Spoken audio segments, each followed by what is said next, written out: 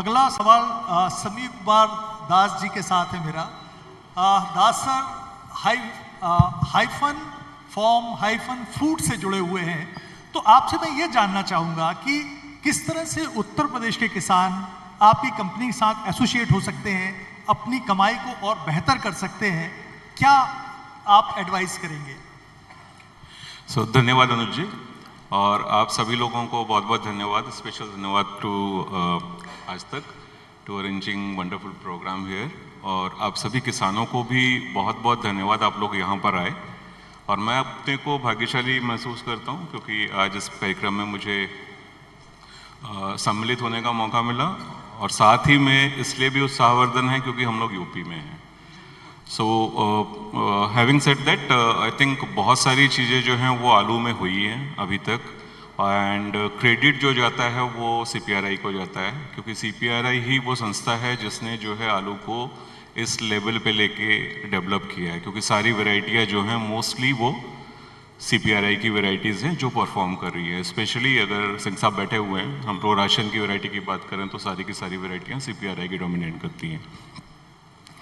जहाँ तक हाइफन की बात है, हाइफन जो कंपनी है ये बेस्ड आउट है अहमदाबाद में, और अहमदाबाद से जो है हम लोग लार्जली फ्रेंच फ्राई का बिजनेस स्टार्ट जब कर रहे थे तो उसी के ऊपर फोकस था, और वहाँ से धीरे धीरे हम लोगों ने फ्रेंच फ्राई करना शुरू किया। उसके बाद जो है स्पेशलिटी प्रोडक्ट के ऊपर आए, उसके बाद हम लोगों ने फ्लेक्स शुरू किया, उसके बाद जो है हम लोग स्टार्च पे भी फोकस कर रहे हैं।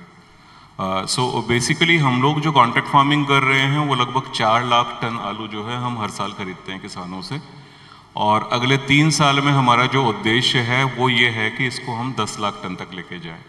सो डेफिनेटली जो चीज़ आप बोल रहे हैं कि यूपी में कैसे हम लोग उसको जो है किसानों के साथ हम लोग जुड़ना चाहेंगे इंस्टेड ऑफ किसान हमसे जुड़े हैं, क्योंकि किसान, किसी ने शुरू में बोला था कि किसान आम नहीं खास है, दैट इज़ वेरी ट्रू।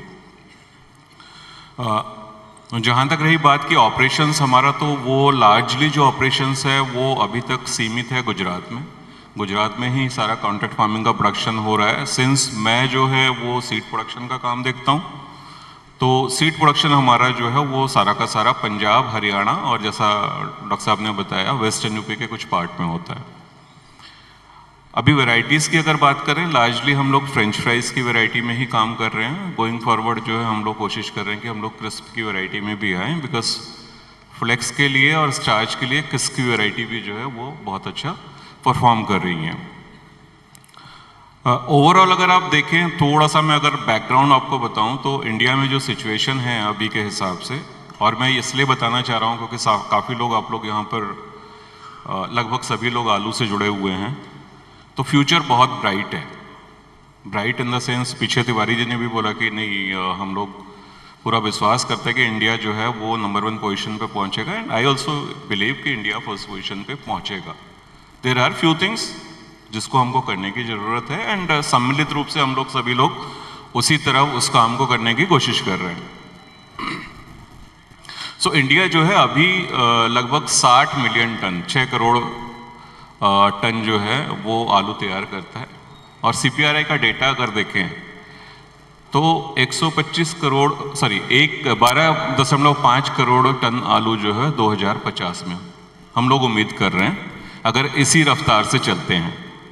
और अगर ये रफ्तार बढ़ जाती है तो वो आलू की क्वांटिटी जो है और बढ़ जाएगी। इसी तरीके से प्रोसेसिंग की बात करते हैं तो प्रोसेसिंग करीब 2.5 लाख करोड़ के आसपास का अभी का हमारा वॉल्यूम है इंडिया का, बहुत रैपिडली बढ़ रहा है। रैपिडली क्यों बढ़ रहा है, उसके पीछे कुछ कारण है। मैं आपका वाला क्वेश्चन थोड़ा सा लेटर लूँगा, थोड़ा सा बैकग्राउंड में बता दूँ।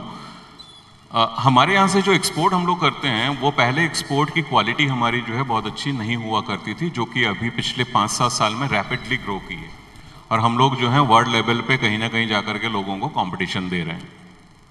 सेकंड ये कि हमारे यहाँ से जो हम एक्सपोर्ट करते थे उसकी कॉस्टिंग जो है वो कंपैरेटिवली यूरोपियन कंट्रीज़ के साथ में अगर कंपेयर करें तो थोड़ी कम है।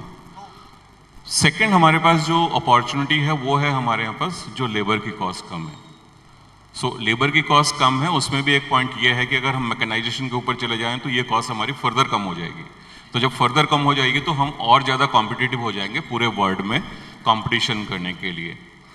दूसरा ये कि जो अगर हम देखें कि फ्रेंच फ्राई या फिर ओवरऑल प्रोसेसिंग प्रोडक्ट्स की बात करें वो भी जो है बहुत जल्दी ग्रो कर रहा है विद इन द इंडिया। हमारी फूड हैबिट्स चेंज हो रही हैं। अगर हम फैमिलीज़ की बात करें जहाँ पर लोग सर्विस करते हैं वहाँ पर जो है टाइम क्राइसिस है उनके पास, so they are looking for ready to eat food, और वहाँ पर पोटैटो बहुत अच्छे तरीके से फिक्स हो जाता है।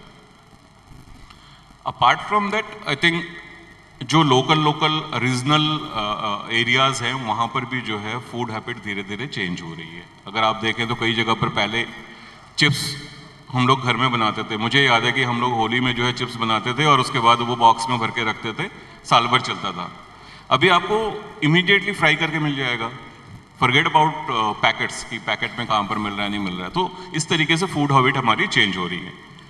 अभी कमिंग टू योर पॉइंट कि हम किसान के साथ कैसे जुड़ सकते हैं यूपी में, तो यूपी में हम लोगों ने ऑलरेडी अपने ऑपरेशंस जो है वो स्टार्ट किए। किसान भी आपके साथ कैसे जुड़ सकते हैं? यस,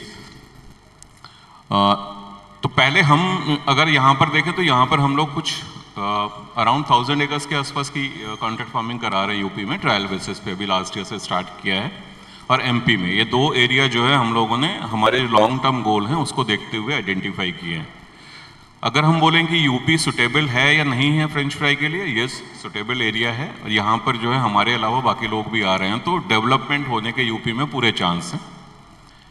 थोड़ा सा हम लोगों को ध्यान रखना पड़ेगा कि फ्रेंच फ्राई या फिर कोई क्रिस्पिंग वैरायटी जो है उसका कल्टीवेशन और जो आप राशन के आलू का कल्टीवेशन करते हैं दोनों में थोड़ी सी विभिन्नताएं हैं। दोनों में जो है आपको थोड़ा सा ध्यान रखना पड़ेगा पैकेज एंड प्रैक्टिसेस में। सेकंड जो फर्टिलाइजर एप्लीकेशन है स्पेशली नाइट्रोजन और पोटाश, पोटाश को भी आपको जो है हम लोग नॉर्मली बोलते हैं पोटाश डालेंगे तो आलू की चमक बढ़ जाएगी, आलू का साइज बढ़ेगा, बट वहाँ पर भी जो है कुछ कैलकुलेशंस हैं। लाइक पोटेशियम क्लोराइड जो है आपको पोटाश के फेम में नहीं डालना चाहिए आलू में, क्योंकि अगर उसको डालेंगे तो आपको जाकर के लॉन्ग टर्म में नुकसान पड़ेगा। हमारे से जुड़ने के लिए हमारी वेबसाइट है hyphenfood.com, जहाँ पर जाकर के आप अपनी क्वेरीज रेज कर सकते हैं। कहाँ से हैं आप अपनी डिटेल्स डाल दीजिए और उसके बाद में जो है आप वहाँ हमारे ऑफिस से कोई ना कोई आपको कांटेक्ट करेगा और वो उसके बाद में आपकी पूरी डिटेल्स लेकर के आपके पास में हमारा एक्सपर्ट भेज देगा और वो एक्सपर्ट जो है आपको सारी चीज़ें समझा देगा। उसके बाद अगर आप और हम दोनों लोग एक प्लेटफॉर्म पे आकर के हमारी अंडरस्टैंडिंग एक हो जाती है तो फिर हम लोग जो है कॉन्ट्रैक्ट फार्मिंग करना चाहते हैं। बट आपसे ज़्यादा जो है हम लोग जुड़ने के लिए इच्छुक रहेंगे क्योंकि गोइंग फॉरवर्ड वॉल्यूम्स ग्रो कर रहे हैं। ठीक है, तो this is what from my side. I think उसके अलावा हम आप लोगों के साथ में अगर कोई लिंक शेयर कर दें वो प्लीज़ आप लोग भेज दीजिए, तो उससे भी जो है किसान के पास में हम लोग पहुँच जाएंगे। बिल्कुल।